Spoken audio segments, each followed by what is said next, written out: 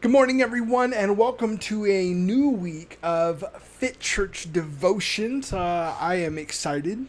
It's Monday. We're getting our week started right, and we actually are continuing our series in peace. We've got a couple more devotions in this series. It's a 10 devotional series, 10 devotion series, and today we're talking about peace in what I would say is a very troubled circumstance that all of us experience. See, when we look at our faith, we recognize that our faith began in darkness. It was in that darkness that God spoke and creation came to be. Let there be light. Separate the darkness from light.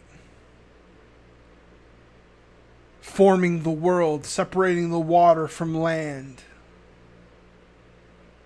God finishes creating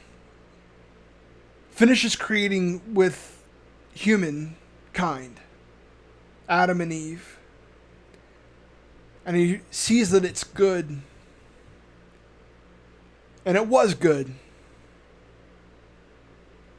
until Adam and Eve decided it wasn't enough. In their rebellion, in their pride, in their abuse of the power and authority that was given to them. In a single act, Adam and Eve destroyed the harmony, the peace, the joy, and the love that existed in purity.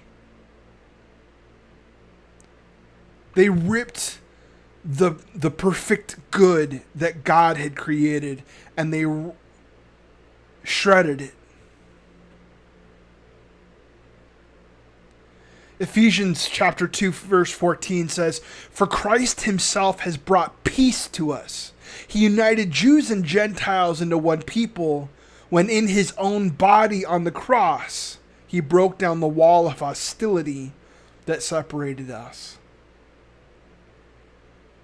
See, when we think about the destruction of the peace that God created, I think it can be summed up with a different word. Not destruction, not rebellion, but division. One of the greatest disruptions to our healthy living is division. Think about the division that can happen in our families, whether it's between husband and wife, or daughter and son, or brother and sister, parents and children. Division in our country. We've never seen a more divisive environment in our public square when it comes to talking about politics, or talking about beliefs, or talking about elements of our greater culture as a whole. We see a division in our communities, division in our neighborhoods. We see division in our cities. There are cities like Portland that regularly are experiencing moments where people gathering in the streets, and there's protests that turn into something more violent. Division, it's entering into our lives, and it's entering into our lives through relationships.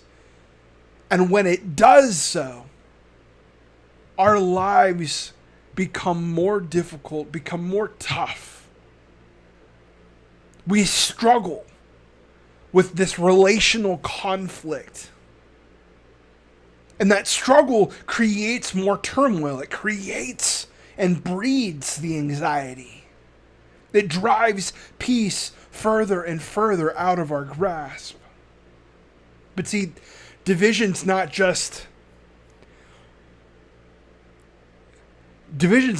existing within our relationships and the conflict that comes with others. Division happens in things like poverty and racism and hatred. These divisive ideas that separate people, that bar us from being able to speak and hear being able to even be in the same place as another. All of it's divisive, all of it's creating turmoil. I think all of us understand that this kind of division exists. I don't think any of us can ignore some of those divisions. Whether they're in our family or it's in our culture, it's hard to get away from some of those. But I actually think that there is another level of divisiveness that exists that we do miss. See, on one hand, we have peace that comes simply through our relationship with God. And that peace helps us stay focused even through storms. We talked about ideas of being peaceful in the midst of turmoil. There is this peace that comes as we work as peacemakers in our communities, bringing reconciliation and compromise and resolution. There's something beautiful, and it's this overflow of peace that is coming from God within us. But the fact is that overflow itself is a struggle to achieve, because the greatest division that any of us can experience is a division found within ourselves. This is the battle that we wage within ourselves. Roman chapter 8 verse 6 says, "So letting your sinful nature control your mind leads to death. But letting the Spirit control your mind leads to life and peace." It is this inner peace of ourself that can allow us to bring peace to our communities. It is this inner peace that can allow us to embrace a true life of health and wellness.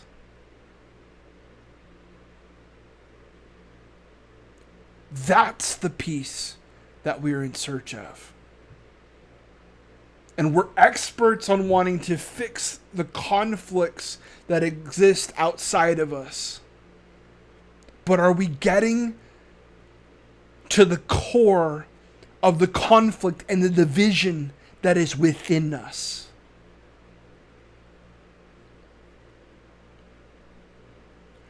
Today's Triple D, our devotional deep dive,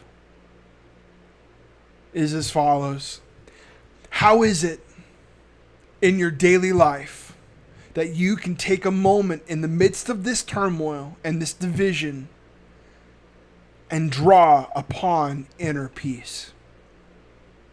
Now, if you've never thought about this, what I want to challenge you to do is I want you to put together a plan. It can be 1 step, it can be 2 steps, it can be 5 steps, whatever you need. I want you to put that plan together, and I want you to share it in the Fit Church group. How is it in your daily life you can take a moment in the midst of the division and draw upon inner peace? What does that look like for you? What are the thoughts that you are thinking? What are the actions that you take so that you can have that moment? For example, do you go to a quieter space so that you don't have the noise that distracts you? Do you write it down on paper so that you don't forget what you're asking for and what you're seeking? Do you find yourself talking to others, encouraging them and emphasizing this aspect? What would the plan look like for you in the midst of turmoil to draw upon inner peace? What's that plan?